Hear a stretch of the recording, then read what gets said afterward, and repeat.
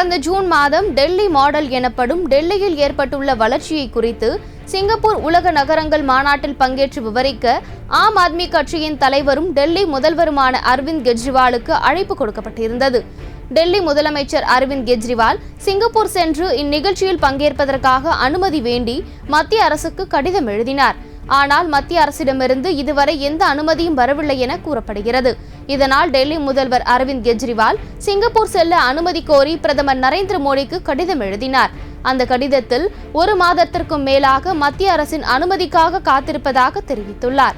இந்நிலையில் முதல்வர் கெஜ்ரிவால் இன்று இதுகுறித்து செய்தியாளர்களிடம் கூறுகையில், நான் குற்றவாளி அல்ல, நான் தேர்ந்தெடுக்கப்பட்ட முதலமைச்சர், நான் இந்த நாட்டின் சுதந்திர குடிமகன், நான் ஏன் நிறுத்தப்படுகிறேன்? சிங்கப்பூர் நாட்டிற்கு செல்ல எனக்கு அனுமதி கிடைக்காததன் பின்னணியில் அரசியல் இருக்கிறது என தெரிவித்துள்ளார்.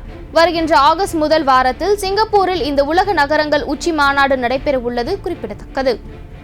देखिए, मैं कोई अपराधी तो हूँ नहीं और एक चुना हुआ मुख्यमंत्री हूँ, इस देश का स्वतंत्र आज़ाद नागरिक हूँ। सो मुझे वहाँ जाने से क्यों रोका जा रहा है मेरी समझ के बाहर है।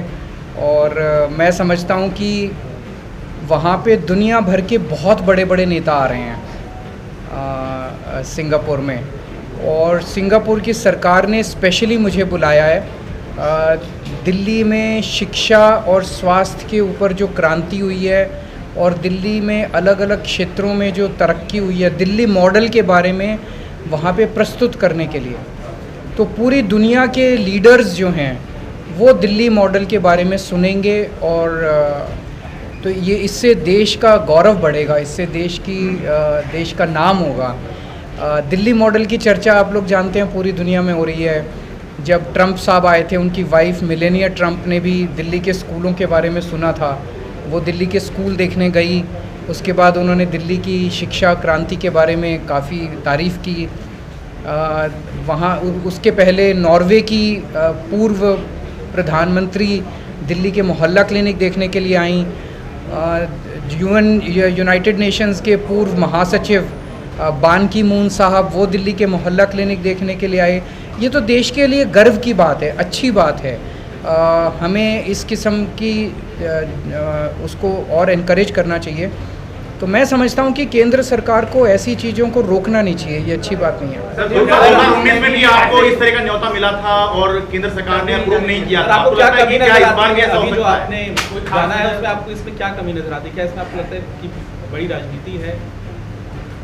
जाहिर तौर पे राजनीति है और इसके अलावा कोई कारण लीगली तो कोई कारण नज़र नहीं आ रहा। ऐसा तो है नहीं कि कोई कोर्ट ने रोक लगा रखी है मेरे जाने पे, मैंने कोई अपराध कर रखा है। कोई कोर्ट की रोक नहीं है, कोई किसी तरह की रोक नहीं है।